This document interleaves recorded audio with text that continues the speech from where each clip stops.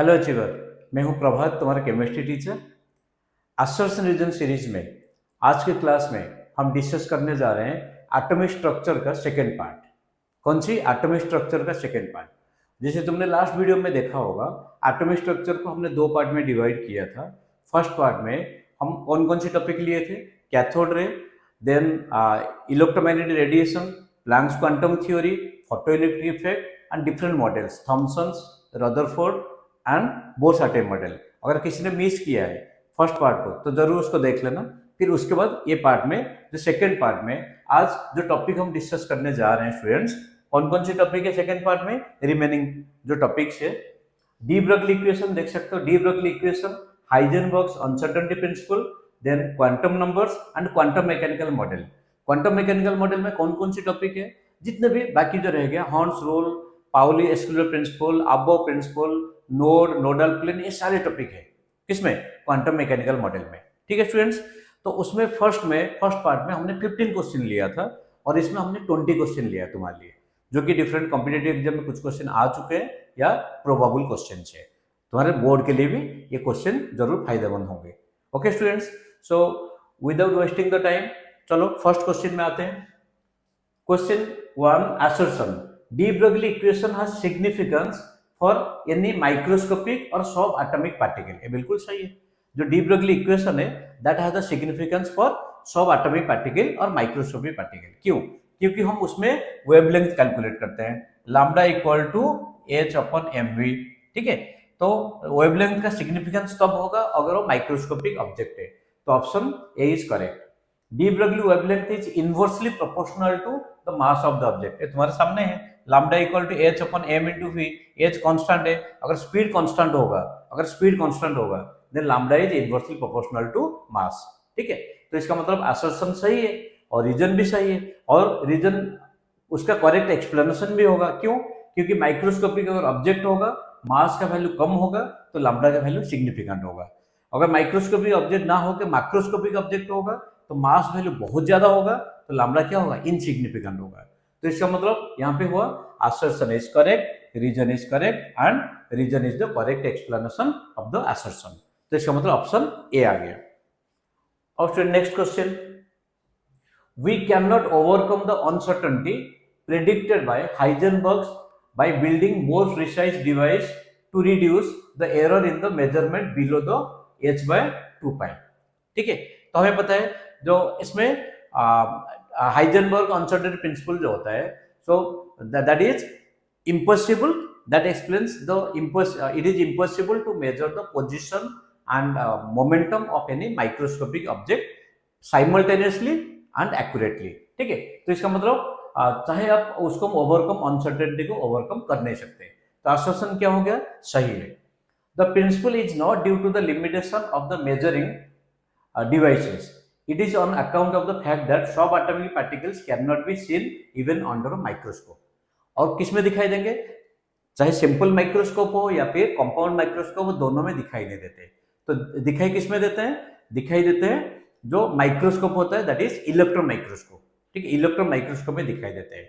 और बाकी जो सबएटॉमिक पार्टिकल्स है जिसके बारे में हाइजेनबर्ग अनसर्टेनिटी प्रिंसिपल बेस्ड है, so through that it is not possible to measure the position and momentum accurately and simultaneously। ठीक है, तो इसका मतलब assertion is correct, reason is correct and reason is also the correct explanation of the assertion। तो option is a. चलो next question, it is impossible to determine the exact position and exact momentum of an electron simultaneously।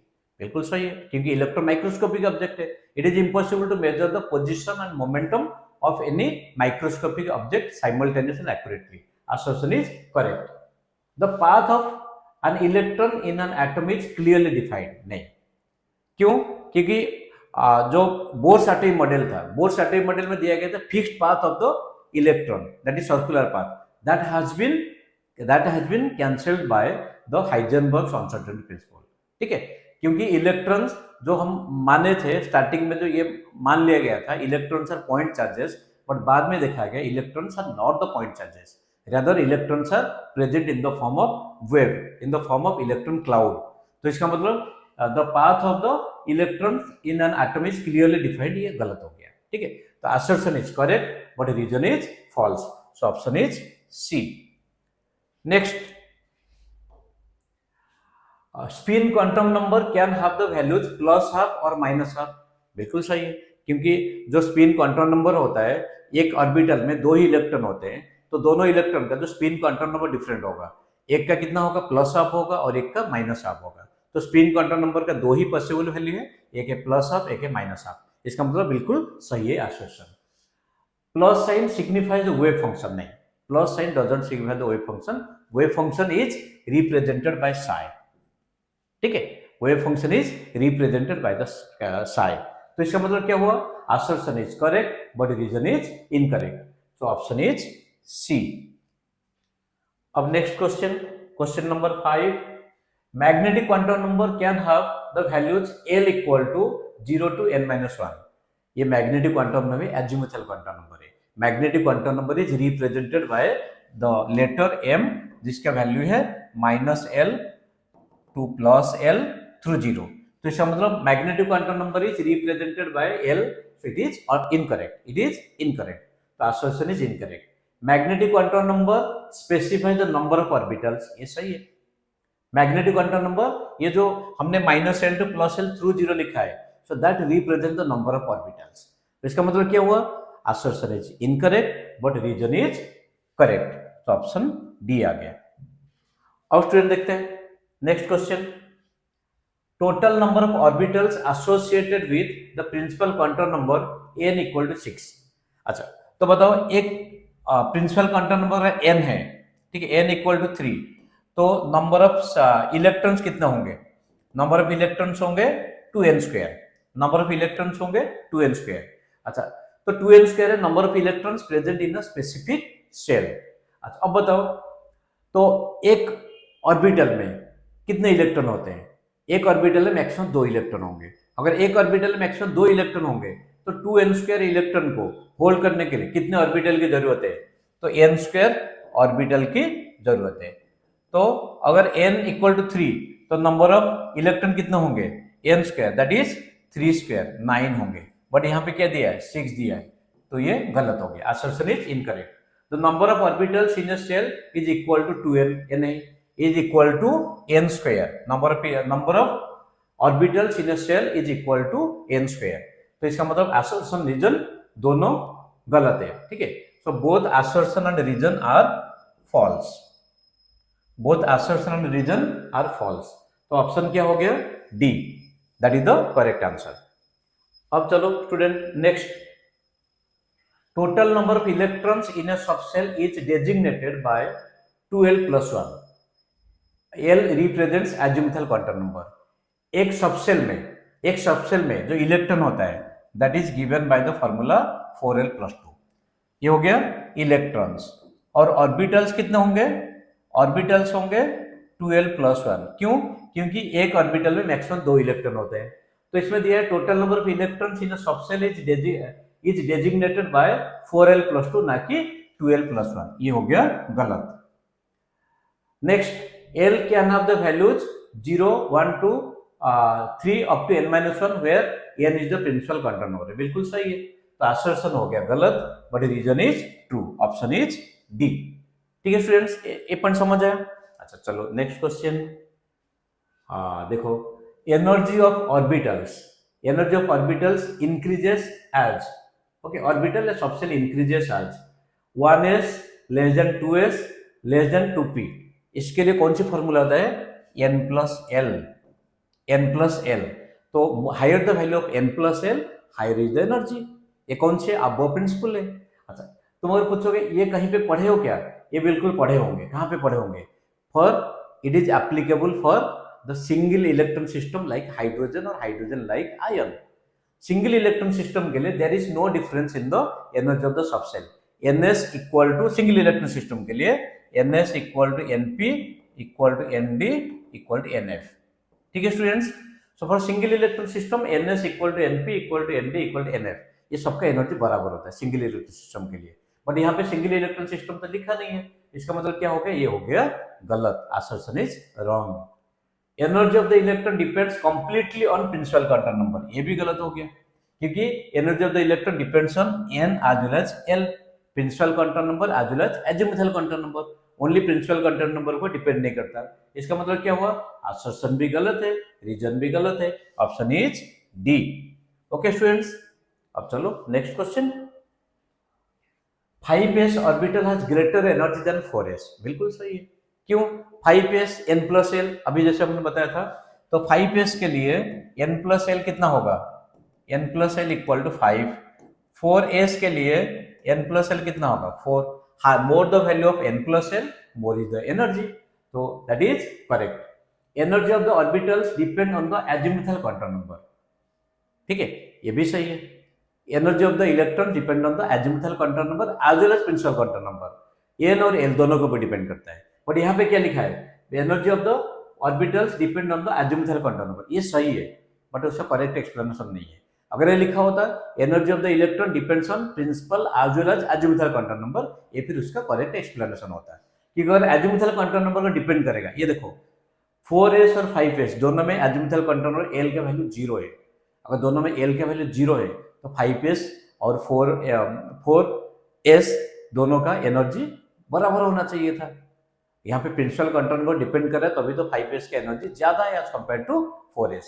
Okay students, तो इसका मतलब क्या हुआ, assertion correct, reason correct, but not the correct explanation, option is B. अब next question, shape associated with the orbital designated by n equal to 2, n equal to 2 means second cell and l equal to 1, l equal to 1 means 2p, ठीक है। तो 2p is double dumbbell नहीं, p सब cell का shape क्या होता है, dumbbell shape होता है, और d सब सेल का शेप जो होता है डबल डम्बल होता है। तो इसका मतलब यहाँ पे दिया है 2p बट शेप दिया है डबल डम्बल, ये गलत हो गया, ये डबल डम्बल नहीं है, रादर उसका शेप क्या है, डम्बल है, assertion is wrong. It belongs to d orbital, 2p जो है p ऑर्बिटल है, ये रीजन भी रॉन्ग हो गया, तो assertion is wrong and reason is wrong, so that means option D, both assertion and reason are false. Next question, अच्छा देखो क्वेश्चन नंबर 11 में आ गए, electronic configuration of an element is 1s2 उसका इलेक्ट्रॉनिक कॉन्फ़िगरेशन क्या हुआ, 1s2 हो सकता है। कौन से एलिमेंट का है, याद करो, याद आया, बिल्कुल लिथियम का ही है, 1s2 जिसमें 3 ही इलेक्ट्रॉन होते हैं। ओके स्टूडेंट्स, अच्छा ये करेक्ट है।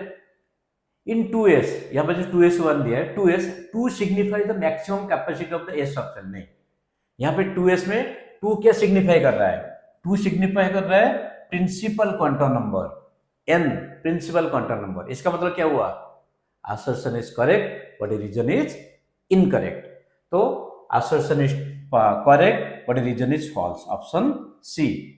स्टूडेंट देखो तुम्हारे लिए कितने बढ़िया बढ़िया क्वेश्चन है ना, कुछ जरूर तो सीखने के लिए मिल रहा है, नहीं मिल रहा है, बिल्कुल मिल रहा है। अब देखो next question, assertion in 19th electron in potassium, potassium में कितने इलेक्ट्रॉन है टोटल, बच्चे बताओ, 19 है, तो इसमें आर्गन के बाद 4s1 है, तो 19 इलेक्ट्रॉन कौन सी है, 4s1 है, क्योंकि आर्गन में टोटल 18 इलेक्ट्रॉन होते हैं। Potassium atom enters into 4s and not the 3d, बिल्कुल सही है, ठीक है, बिल्कुल सही है, क्योंकि 3d 4s में पहले किस में जाता है, 4s में जाता है, क्यों 4s में पहले जाता है, सोचो सोचो, याद है, बिल्कुल n प्लस एल 3d का कितना है 5 है, 4s का कितना है 4 है, lower the value of n plus है, लोअर इज द एनर्जी, तो इलेक्ट्रॉन 3d से पहले 4s में पहले जाएगा। Okay, so assertion is correct. n plus l rule is followed for determining the orbital और सबसेल of lowest energy, बिल्कुल सही है, जिसके वजह से 4s में इलेक्ट्रॉन पहले जाता है ना कि 3d में जाता है। इसका मतलब क्या हुआ, assertion रीजन दोनों सही है और उसका करेक्ट एक्सप्लेनेशन भी यही है। अब next question, orbit and orbitals are synonym, same नहीं, ऑर्बिट होता है 2 dimensional path, circular path present around the nucleus, orbital होता है 3 dimensional space present around the nucleus where probability of finding an electron is maximum, ठीक है, तो दोनों बिल्कुल अलग हो गए, assertion is wrong. Both represents a circular path around which electron moves, नहीं, ऑर्बिटल जैसे बताया that is the 3 dimensional space present in the shell, okay, in the orbit, तो इसका मतलब assertion is wrong and reason is also wrong, so both assertion and reason are correct, incorrect or false. Next, shapes of the orbitals are represented by boundary surface diagram of constant probability density. बिल्कुल सही है। चाहे s orbital हो that is spherical shape, p orbital dumbbell shape, d orbital double dumbbell shape, means सबका जो spherical, dumbbell, double dumbbell, ये सब कहाँ से आ रहा है? ये सब आ रहा है boundary surface diagram. Boundary surface diagram बिल्कुल सही है, जो कि probability of finding an electron के बारे में बताता है।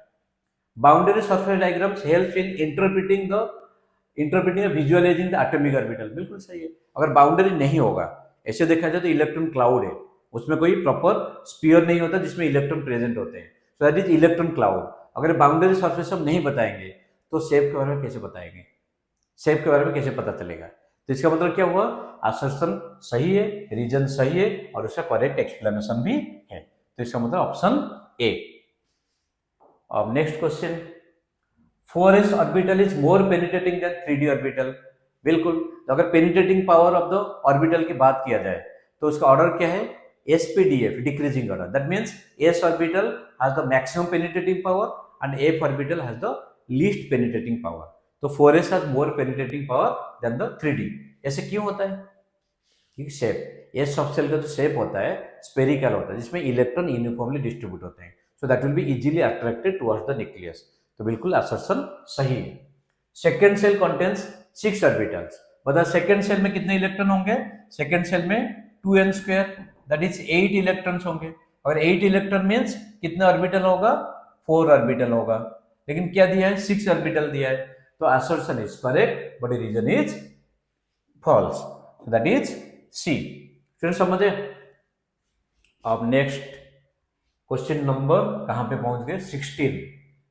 The distinct set of 4 quantum numbers are possible for d 10 distinct set of 4 quantum numbers are possible for the d subshell। बताओ d subshell में कितने इलेक्ट्रॉन होंगे? 10 इलेक्ट्रॉन्स होंगे। हमें पता है जो इलेक्ट्रॉन्स होते हैं, इलेक्ट्रॉन, हर कोई इलेक्ट्रॉन का जो क्वांटम नंबर होता है डिफरेंट होता है। कितने क्वांटम नंबर है? 4 क्वांटम नंबर है, principal, azimuthal, magnetic and spin. अगर 3 क्वांटम नंबर भी आइडेंटिकल होंगे तो 4th क्वांटम नंबर जो कि स्पिन क्वांटम नंबर जरूर डिफरेंट होगा। तो इसका मतलब जो 10 इलेक्ट्रॉन्स है डी सबसेल में, सबके सब इलेक्ट्रॉन का जो 4 क्वांटम नंबर वैल्यूज है वो डिफरेंट होंगे। ठीक है, तो 10 distinct set of 4 quantum numbers are possible for d subshell. बिल्कुल सही है। D subshell split into 5 orbitals, ये भी सही है। और उससे करेक्ट एक्सप्लेनेशन होगा नहीं होगा? एक ऑर्बिटल में कितने इलेक्ट्रॉन होंगे? 2 इलेक्ट्रॉन होंगे। दोनों इलेक्ट्रॉन का अपोजिट स्पिन होता है, एक का क्लॉकवाइज होता है, एक एंटी क्लॉकवाइज होता है। तो इसका मतलब जो एक ऑर्बिटल में 2 इलेक्ट्रॉन है, दोनों का डिफरेंट क्वांटम नंबर है। तो टोटल 5 ऑर्बिटल में कितने इलेक्ट्रॉन हुए? 10 इलेक्ट्रॉन हुए। तो 10 इलेक्ट्रॉन के कितने क्वांटम नंबर होगा? 10 डिफरेंट क्वांटम नंबर होगा। तो इसका मतलब assertion is correct, reason is correct and correct explanation. तो इसका मतलब ऑप्शन क्या आ गया? A. Next question number 17, half filled and full filled degenerate orbitals are more stable. ये तो पता है, p3 p6 ज्यादा स्टेबल है, d5 d10 ज्यादा स्टेबल है। ठीक है, अच्छा ये जो स्टेबिलिटी है, मान लो p3 है, तो p3 अगर आप देखोगे या फिर p6 में देखोगे तो उसमें क्या कॉमन है? उसमें क्या कॉमन है? दोनों में सिमेट्री है। अच्छा, सिमेट्री अगर दोनों में है तो p3 p6 में या d5 d10 में व्हिच इज मोर स्टेबल? दोनों में तो सिमेट्री है। फिर हाफ फील्ड फुल फील्ड में which is more stable? Symmetry के अलावा यहाँ पे एक और कंसेप्ट होता है जिसको क्या बोलते हैं? Exchange energy. क्या बोलते हैं स्टूडेंट? उसको बोलते हैं हम एक्सचेंज एनर्जी। तो एक्सचेंज एनर्जी किसमें ज्यादा होगा? जिसमें ज्यादा इलेक्ट्रॉन है। तो हाफ फील्ड में एक्सचेंज एनर्जी कम होगा और फुल फील्ड में एक्सचेंज एनर्जी ज्यादा होगा। सो ऐसे बोल सकते हो full filled configuration is more stable than half filled due to more exchange energy in the full filled electronic configuration. तो इसका मतलब क्या हुआ?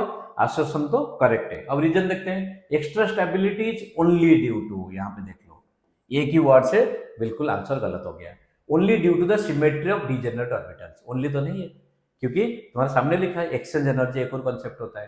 तो assertion is correct, reason is incorrect. Option C आ गया। अब next question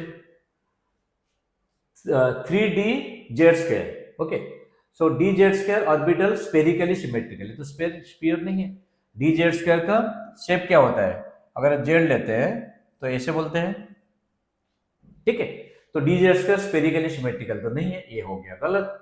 D Z square orbital is the only D orbital which is spherical in shape, spherical तो नहीं है, डबल डम्बल है, ठीक है। और बीच में जो सर्कुलर टाइप का बनता है उसको टॉरस बोला जाता है। तो इसका मतलब क्या हुआ, ये तो कोई स्फेरिकल नहीं है, तो असर्शन भी गलत था, अब रीजन भी गलत हो गया। तो assertion and reason both are false, option is D. और लास्ट क्वेश्चन, नहीं second last, an orbital cannot have more than 2 electrons. Moreover, if an orbital has 2 electrons, they have opposite spin. तो इसका मतलब अगर एक ऑर्बिटल में 2 electron है तो दोनों का ऑपोजिट स्पिन होगा, बिल्कुल सही है। इसको कौन सी प्रिंसिपल बताता है, याद करो कौन सी प्रिंसिपल, कौन सी प्रिंसिपल, बिल्कुल सही, क्या है, that is Pauli's exclusion principle. And no 2 electrons in an atom can have all the 4 identical set of quantum numbers, ठीक है। अगर identical set of quantum numbers होंगे तो फिर एड्रेस ऑफ इलेक्ट्रॉन तो दोनों बराबर हो जाएगा। तो एक ही एटम में 2 इलेक्ट्रॉन का एड्रेस बराबर होने का मतलब सारे क्वांटम नंबर बराबर होंगे। फिर हम एटम को कैसे आइडेंटिफाई करेंगे, तो एक ही ऑर्बिटल में, जो एक ही ऑर्बिटल मीन्स यहाँ पर principal quantum number, azimuthal, magnetic तीनों बराबर हो चुके हैं, बस एक ही डिफरेंस है, that is spin quantum number, जो कि यहाँ पे डिफरेंट हो गया, समझे, ठीक है। अच्छा, तो ये हो गया assertion is correct. No 2 electrons in an atom can have the same set of all 4 quantum numbers, ये बिल्कुल सही है। और ये तब होगा अगर दोनों इलेक्ट्रॉन का ऑपोजिट स्पिन होगा। तो क्या हो गया, assertion तो करेक्ट था, रीजन भी करेक्ट है, और इसका करेक्ट एक्सप्लेनेशन हो गया, तो ऑप्शन ए। अब लास्ट क्वेश्चन, बस कितना रिलैक्स लग रहा है, नहीं स्टूडेंट। अच्छा, node is a point in orbital where probability of finding an electron is zero. जैसे हम पी ऑर्बिटल की बात करें तो पी ऑर्बिटल में दिस इज नोड जहां पर probability of finding an electron is zero होता है, सही है। There are 2 types of nodes, that is radial node and angular node. तो रेडियल नोड को कैसे रिप्रेजेंट किया जाता है, n minus L minus one principal azimuthal quantum number, और एंगुलर नोड को l से रिप्रेजेंट किया जाता है, ये भी सही है। बट इसका करेक्ट एक्सप्लेनेशन हुआ क्या, करेक्ट एक्सप्लेनेशन नहीं है। हम एक में नोड के बारे में बताए और एक में टाइप्स ऑफ नोड के बारे में बताए, तो दोनों सही है but not the correct explanation, तो ऑप्शन बी। ओके स्टूडेंट्स, तो हम लोग का जो उद्यम चल रहा है, तुम लोगों के लिए assertion रीजन के क्वेश्चन ढूंढ के इधर उधर से बनाना है, तो हम यही सोच रहे हैं ये जरूर तुम्हारे काम में आ रहा होगा। और काफी से स्टूडेंट अभी कुछ दिन बाद हाफ एग्जाम देने जा रहे हो, तो उसके लिए सबको बेस्ट विशेष। और स्टूडेंट किसी ने अगर आंसर की मार्क नहीं किया तो ये देखो आंसर की है, तो चाहो तो आप वीडियो को पॉज करके स्क्रीनशॉट भी ले सकते हो। और स्टूडेंट तुम लोग के लिए नेक्स्ट आगे जो वीडियो आने वाला है that is related to the periodic properties, जो कि 3rd चैप्टर है क्लास 11 का। तो हम 11 क्लास का फर्स्ट चैप्टर कंप्लीट कर दिए थे ऑलरेडी, ये सेकेंड चैप्टर आज कंप्लीट हो गया, फिर 3rd chapter that is periodic classification and properties. तो ऐसे ही वीडियो देखते रहो और एग्जाम के लिए अच्छे से तैयारी करो, क्योंकि आगे सबके एग्जाम आने वाले हैं। Wishing all of you very all the best, God bless you.